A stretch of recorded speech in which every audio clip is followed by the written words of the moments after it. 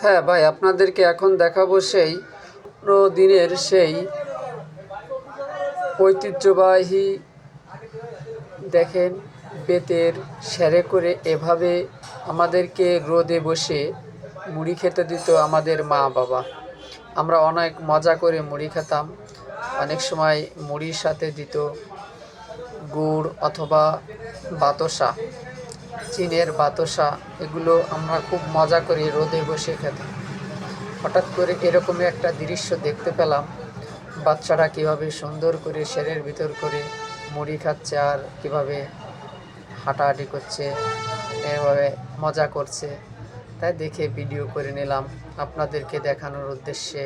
সেই পুরোনো দিনের সেই ঐতিহ্যবাহী সেরে করে মুড়ি খাওয়া, বেতের স্যার, হারিয়ে যাওয়া সেই ঐতিহ্যবাহী দৃশ্য আপনাদেরকে দেখানোর জন্য আমি ভিডিওটা করে নিলাম ভাই।